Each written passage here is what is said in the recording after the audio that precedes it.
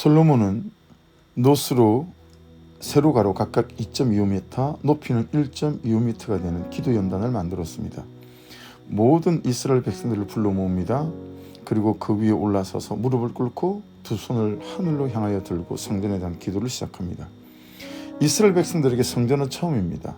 성전에 하나님의 임재를 상징하는 하나님의 언약궤가 지성소에 안치되어 있는 곳 처음입니다. 하나님 이 성전의 20절 말씀처럼 내 이름을 크게 두리라 하셨습니다. 이 여호와의 이름 13가지. 내가 너의 목자가 되어주겠다. 나는 너를 의롭게 하는 하나님이다. 나는 너를 거룩하게 하는 하나님이다. 나는 너를 치료하는 하나님이다. 나는 너를 승리하게 하는 하나님이다. 나는 너의 전능하신 하나님이다. 나는 변하지 않는 영원하신 하나님이다. 나는 준비하는 하나님이다. 나는 너에게 평강을 주시는 하나님이다.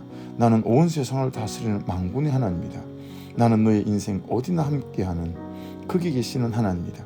나는 우주와 만물의 주인인 가장 높으신 하나님이다. 나는 너를 살피고 감찰하는 하나님이다. 신학적으로는 예루살렘 성전만 성전으로 불러야 하고 지금의 교회를 성전이라 부를 수 없다고 합니다. 그래서 그러는 걸까요? 교회를 다니는 우리조차 교회를 너무 우습게 여깁니다. 쉽게 생각하죠. 가볍게 여기고 무시합니다. 교회가 너무 흔해서 그러는 것일까요? 예수를 믿는 우리의 신앙의 가벼움이 교회를 세상 앞에 그렇게 만든 것일까요? 심지어 고린도전서 3장 16절 너희는 너희가 하나님의 성전인 것과 하나님의 성령이 너희 안에 계신 것을 알지 못하느냐. 이 말씀은요, 말씀이 삶이 되고 믿는 바, 이것이 곧 사는 바가 되는 그리스도인 다움을 말씀하는 말씀임에도 이런 말씀들을 들어서 교회는 콘크리트 건물뿐이라고까지 교회를 업수히 여기고 가볍게 여긴다라고 하는 것입니다. 하지만 오늘 말씀을 다시 보십시오. 20절 주께서 전에 말씀하시기를 내 이름을 크게 두리라 하신 이 성전을 향하여 주의 눈이 주야로 보시오며 종이 이곳을 향하여 비는 기도를 들으시옵소서. 하나님이 내 이름을 크게 두리라 하신 것은 하나님 이 성전에서 예배하고 기도할 때 하나님 우리를 용서하시고 새롭게 하시겠다는 하나님의 계획이고 약속입니다.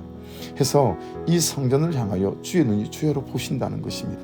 사무엘상 1장 10절에 보면 한나가 마음이 괴로워서 여호와께 기도하고 통곡하며 그 당대의 성전이죠. 성막이 있던 실로에서 한나가 출산하지 못하는 인생의 괴로움을 가지고 달려나와 예배하고 기도하는 거예요. 그리고 19절은 이렇게 말씀이 기록되어 있어요. 그들이 아침에 일찍 일어나 여호와 앞에 경배하고 돌아가 라마의 자기 집에 이르니라.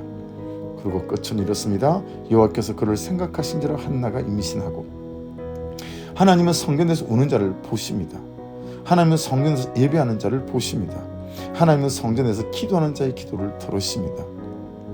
21절입니다. 주의 종과 주의 백성 이스라엘이 이곳을 향하여 기도할 때 주는 그 간구함을 들으시되. 무슨 말씀인지 이해되셨어요? 성전에서 기도하는 것뿐만 아니라 심지어 밭에서 일하다가 직장에서 일하다가 성전을 향하여 교회를 향하여 바라보며 기도하는 그 기도를 들으신다는 거예요. 이스라엘이 이곳을 향하여 기도할 때에 하나님을 향한 간절한 중심을 말씀하는 말씀이지만 이곳을 향하여 라고 말씀하신 충분한 이유가 있다고 믿습니다. 주의 종과 주의 백성 이스라엘이 이곳을 향하여 기도할 때에 주는 그 간구함을 들으시되 주께서 계신 곳 하늘에서 들으시고 들으시사 사하여 주옵소서. 성도가 성전에서 예배할 때, 성도가 성전을 향하여 기도할 때 하나님은 그 간구함을 하늘에서 들으시고 죄를 사하여 주시고 은혜로 축복하십니다. 제가 97년에 미국에 갔을 때 비행기가 LA 공항에 도착해서 착륙하기 직전에 좀 놀란 것이 있습니다. 정말 도시가 바둑판처럼 도시 계획이 되어져 있었어요. 그런데 70년대 80년대 미국이나 유럽을 다니면서 목사님들이 더 놀란 것이 있다고 합니다. 아니, 우리보다도 뭐 그리 딱히 대단한 것도 없는 것 같은데 도대체 왜 이렇게 이 사람들이 잘 살까? 이런 단순한 질문을 했다고 해요. 그리고 발견한 것이 무엇인지 아십니까? 이 사람들이요, 집을 지을 때 모든 집들이 교회 예배당을 향하여 집을 짓는다는 거예요. 집집마다 모든 창문을 교회 십자가가 보이게 교회 쪽으로 향하여 창문을 내고요.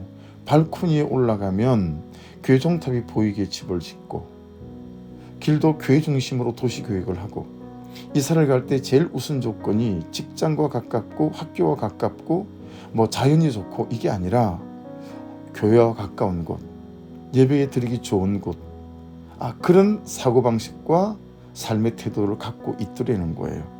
참 단순해 보이지만 단순하게만 생각할 수 없는 그 사람들의 하나님과 성전을 사모하는 중심이 그들의 마음과 삶을 하나님께로 이끌었고, 그 중심을 보시고 하나님은 또한 그들의 삶을 이끌었다라고 하는 것을 알 수 있는 대목이지요. 적용점입니다. 교회에 하나님의 13가지 이름의 권세가 있음이 믿어지십니까? 마지막 질문입니다. 집을 지어도 교회를 향하여 짓고, 창문을 내어도 교회를 향하여 창문을 내고, 이사를 해도 예배드리기 가까운 교회 옆으로 이사를 가고, 이 성전을 향한, 하나님을 향한 이 사모함을 위해서 내가 회복하고 기도해야 할 것은 무엇입니까?